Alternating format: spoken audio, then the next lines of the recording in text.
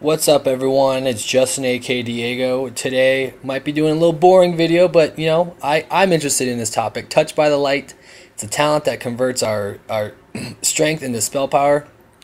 A lot of people don't see this as a vital talent.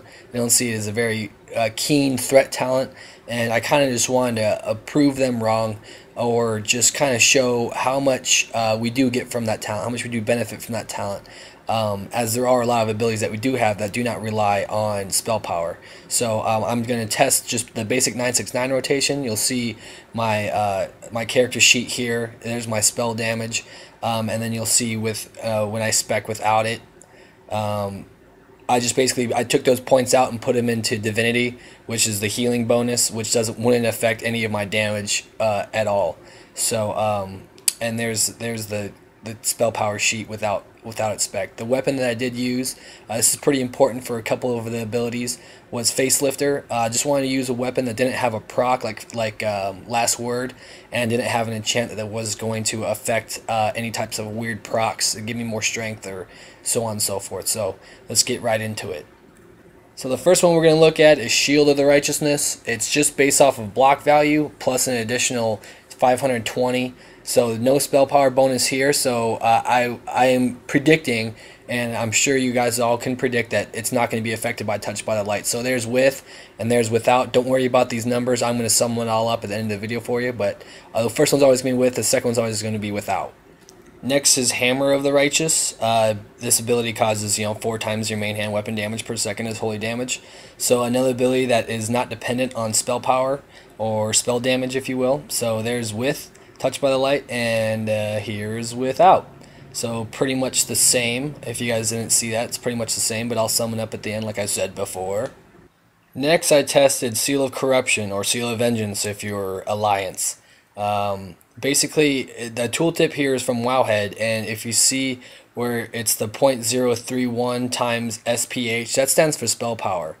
So a lot of these other abilities actually have spell power benefits along with attack power benefits. They're multiplicative, if you will. So there's 3 components. There's the dot, which I'm showing you now.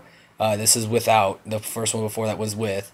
There's the proc, which when it gets to 5 stacks is basically off of your weapon damage, so that was not affected by spell power. And this is without, and basically the parse is the same. And then the last one is obviously the judgment effect, which is based off your spell power and attack power as well. So that one's beneficial from Touched by the Light. There's without. So you see pretty significant damage reduction without it.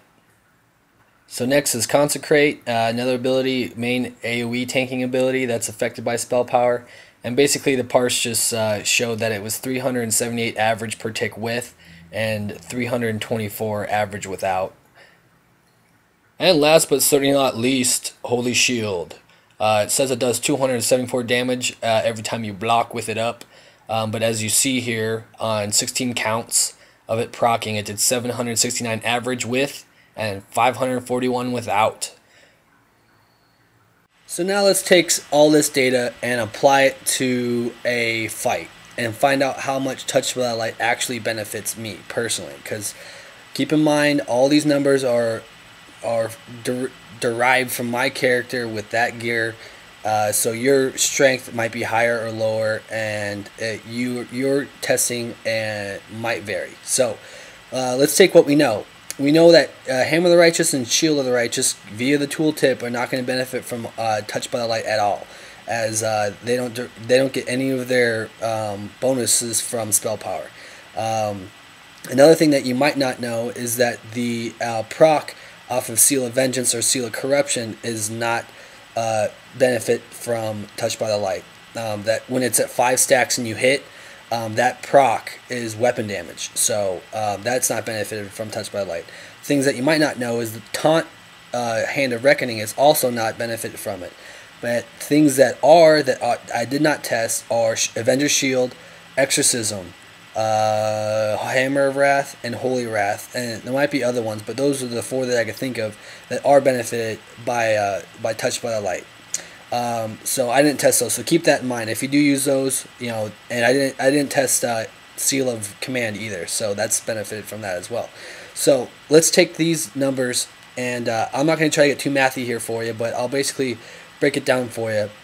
Consecrate basically did 13.8% more damage with Touched by the Light, and Holy Shield did 29.65% more damage with Touched by the Light. Then the Judgment from Seal of Corruption or Seal of Vengeance, if you're an alliance, did about 29.5% more with Touched by the Light, and the Tick from Seal of Corruption or Seal of Vengeance did 12.17%. So those are the only things that are affected by Touched by the Light. So what we could do, what I have done, is I found a fight that I thought would be I thought it would be the least bias towards this type of test. A real fight. I did Jiraxis in Trial of the Champion or Crusade, whatever, and because a lot of the other fights there are a lot of tank swaps, and I off tank in a lot of fights, so I don't get a lot of good information about Holy Shield, which is obviously a big portion of Touched by Light affects a big portion of Holy Shield. So I wanted good Holy Shield procs, and so I tanked Jiraxis the whole time, and there might have been a couple ads that jumped on top of me that I cleaved. So my Hammer of the Righteous damage is pretty. It might be a little biased, but it's the cleanest and most fair fight I could find. So that whole fight, I did 734,000 and change in damage. Now I broke it down, and I found out obviously all the abilities that are affected by Touched by the Light, and I took those percents, and I found out how much damage that Touched by the Light was accounted for. And basically, all in all, Holy Shield and everything, and all Consecrate and all that stuff, it accounted for 50,000 damage out of that 734,000. So that's 6%. So is that a huge number? No. But when you think about it like this, Crusade in the Ret Tree, that's 6% against demons, humanoids, undeads, and a bunch of other shit. But that's 6% from every attack. But this is 6% from those 3 attacks. So I mean, it's a pretty big. I mean, that's pretty big in retrospect. I mean, it's not huge. I mean, it's not like 50%, but I mean that's a pretty big multiplier. So I mean, it did about 6%. It's 6.117. So yeah, just over 6%. Yeah, and so in conclusion, is Touched by the Light a great talent? Not really. Is it a good talent? Yeah. For something deep down that tier, it's probably not as good as it should be. But here's the thing: if you're not going to spec that, what else are you going to spec?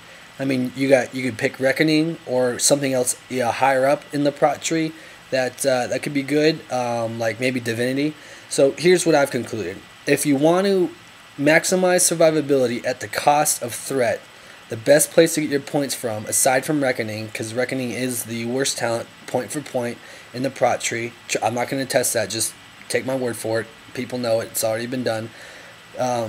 So aside from Reckoning, if you're going to want to maximize your survivability, like maxing out Divinity, the place to get those points would be from Touched by the Light, because that is the other weakest talent in the prot tree. So with that said, I hope that was beneficial, you guys. If you guys want to check my math or ask me any questions or anything, this is Diego. Post them down below. You guys have a good one. Later.